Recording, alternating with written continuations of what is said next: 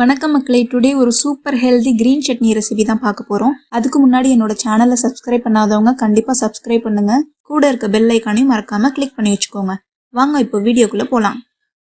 First ஒரு பேனில் உங்களுக்கு தேவையான அளவு ஆயில் ஊற்றிக்கோங்க. ஆயில் கொஞ்சம் ஹீட் ஆனதும் 1 டீஸ்பூன் கடலைப்பருப்பு, 1 டீஸ்பூன் உளுந்தம்பருப்பு போட்டு பொன்னிறமாக வறுத்து விடுங்க.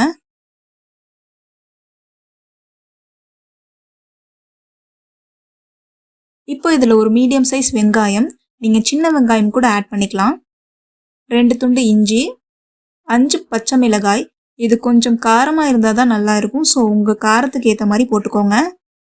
இது எல்லாம் போட்டு நல்லா வதக்கிக்கோங்க.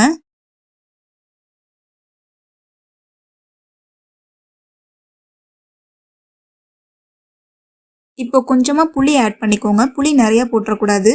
இதையும் நல்லா வதக்கி விடுங்க.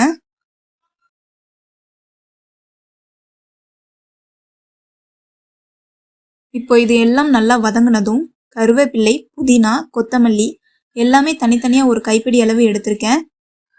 அதை இதில் ஆட் பண்ணிக்கலாம். இது ஓரளவுக்கு வதங்கினா போதும்.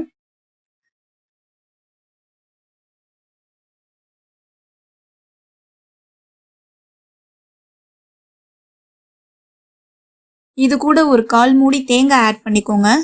இதுவும் லைட்டாக வதக்கி விட்டுக்கோங்க.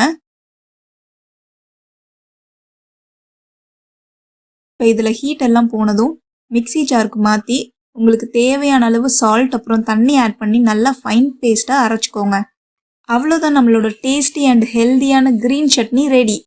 இது தோசை, இட்லி, ரைஸ் கூட வச்சு சாப்பிட்லாம். என்னோட ஃபேவரட் சமோசா தான். Deadly combo. நீங்களும் ட்ரை பண்ணி பாருங்கள், செம்மையாக இருக்கும்.